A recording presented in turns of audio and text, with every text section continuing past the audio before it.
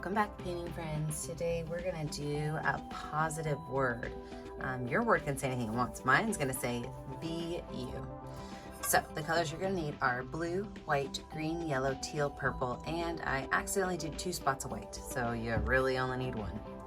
Don't forget to have a cup of water and a rag for keeping your brushes clean. My favorite brushes are my 1-inch flat brush, my 10-6, and 1 round brush. So let's get started. I'm going to start with my 1-inch flat brush and take this light teal color and just kind of make an oval right here in the middle of the canvas. I just want the center of my painting to be a little bit lighter than my edges. And so with that oval, I can even take some white paint and really lighten up the center of it.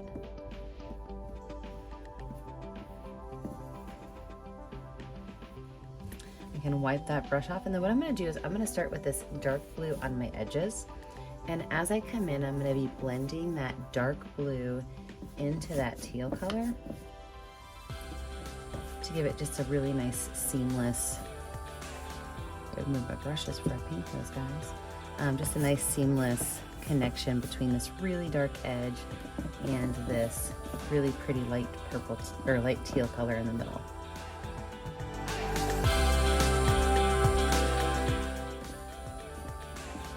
So I've got this whole part finished. Now this is where my white's gonna come in. I'm gonna take this white and it's gonna kind of be my blending tool.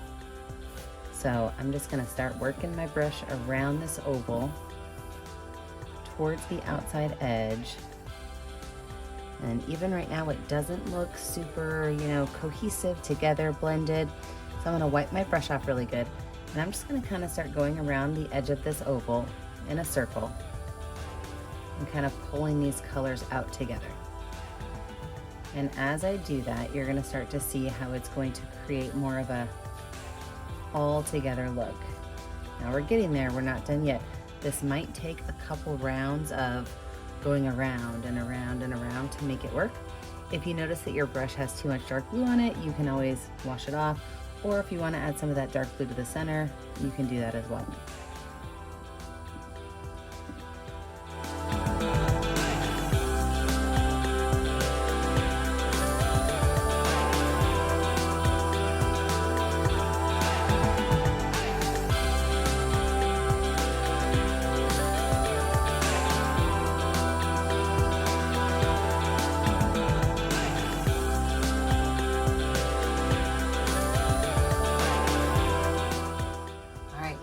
This finish, I'm going to go ahead and wash my brush off, wipe it off, and I'm going to let this dry.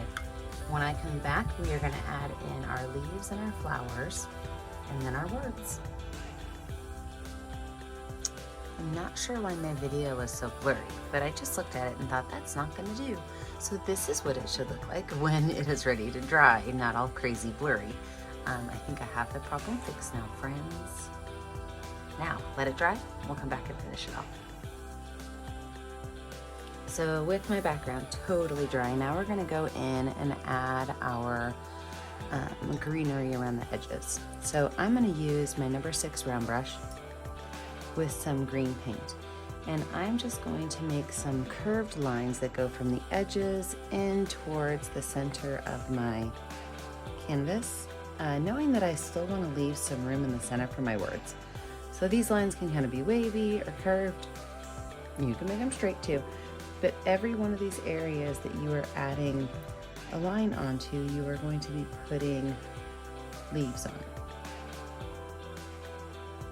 Now it kind of looks like we're in the ocean and looking up out of the ocean, doesn't it? Isn't it funny how paintings change? And then the leaves that we're going to make are all the same shape, but I want you to change the color. So you can go in with just a straight green if you want. I've got my number 10 round brush, and you can make leaves that are kind of football shapes. So just little football shapes. I like to say they kind of look like they have a smiley face on one side and a frowny face on the other. So you can make them straight green, you can add some yellow to them, you can add some white to them.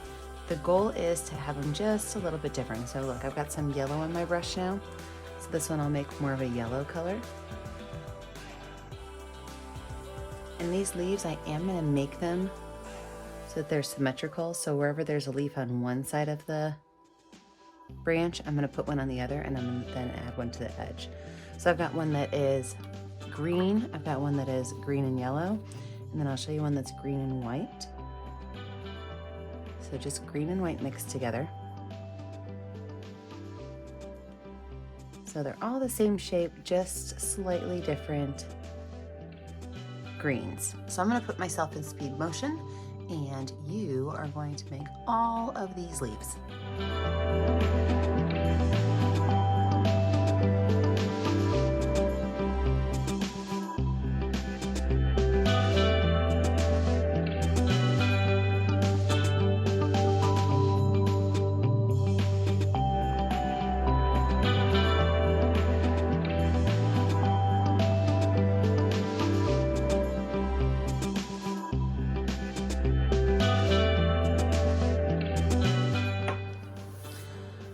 So with the whole background done, now we're gonna go in and add some flowers. So you can make your flowers any color you want.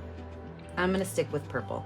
You could choose to paint your flowers with the paintbrush, or you can do what I'm doing and make them with finger painting. If you have ever followed my videos before, you know that finger painting is my favorite.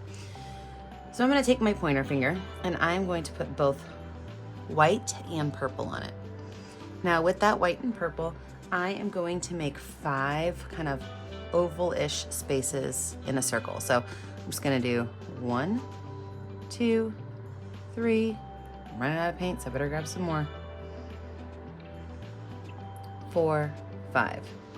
And I can kind of go over them a couple times, but what I like about the finger painting is that you magically get your colors to mix. Let me kind of show you. I mean, those colors mix just gorgeously. So that's what I like about finger painting.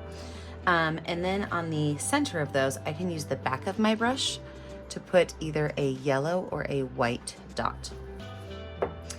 So if you are choosing to do a paintbrush, which is completely fine, I know not everybody likes to get their fingers dirty, I'm gonna grab my number 6 round brush with some purple paint on it, and you can choose to make like loops. You know, I like to call these like first grade flowers, right? It's how we all learn how to make flowers in first grade. So just a couple of loops, maybe 5 loops, paint them in and put a dot in the center. Now, if you want to have that color ooh, that was a lot of purple paint. If you want to have that color variation, after your purple is on there, you can simply go in with a little bit of white paint. Let me wipe that purple off. You know, with a little bit of white paint, just kind of add those colors on there, and then just kind of brush them in. So you're not, you know, without a second set of color or a little bit of highlight on there if you finger paint versus paintbrush paint. It's really just up to you. So I am gonna finger paint mine. I'm gonna make some that are big. I'm gonna make some that are small. I'm gonna make some that are white. And I'm gonna just kind of fill this open space in. Any place where I've got large open spaces, I'm just gonna add some flowers. I am gonna jump back into speed motion because these do take a while.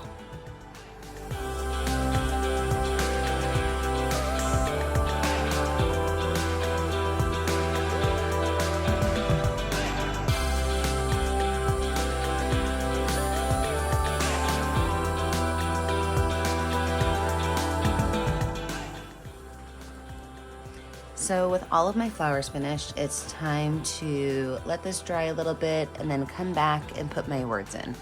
While it's drying, think to yourself, like, what kind of positive words do you want on here? Mine's gonna say be you.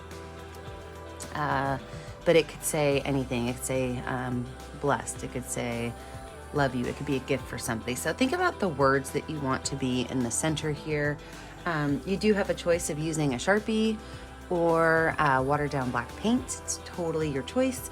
But while your picture is drying, think about what type of phrase you want to put in the center area. All right, let's let this dry. When we come back, we will finish it out. So when I write words, I really like to kind of change it up. Sometimes I'll use watered down black paint, or I'll use a Sharpie. Make sure your picture is super dry if you're gonna use a Sharpie. So I'm just gonna put the words be you on here.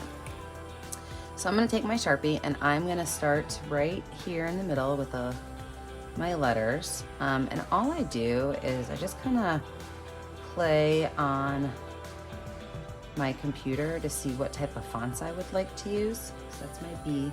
And then I just go on and put it on here.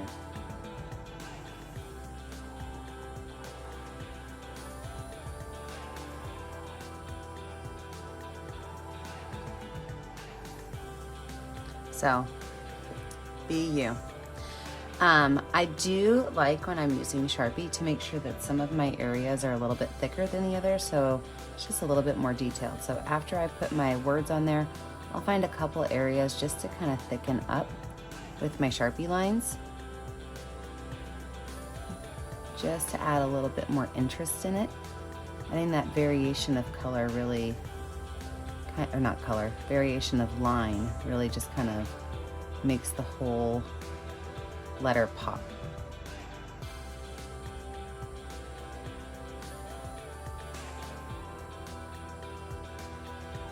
I'm gonna give a little hook on that Y right there.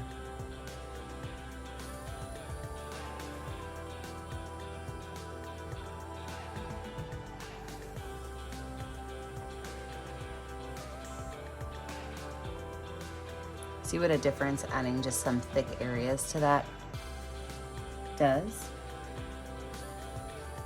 And then don't forget, when you're finished, you've got a job to do. You need to sign your name in a color that shows up well. Now my black Sharpie is not gonna show up well, so I'm gonna use a little bit of my yellow paint and a paintbrush, and I'm gonna put my initials right down here in the bottom right corner. That's where I always sign my name. Don't forget, I never get to see what you're making at home unless you post it to our Facebook page, Painting with a Purpose. Remember to like and subscribe to our YouTube channel for all of our latest tutorials. And as always, stay kind, stay creative, and stay safe. Have a great day, friends. Bye now.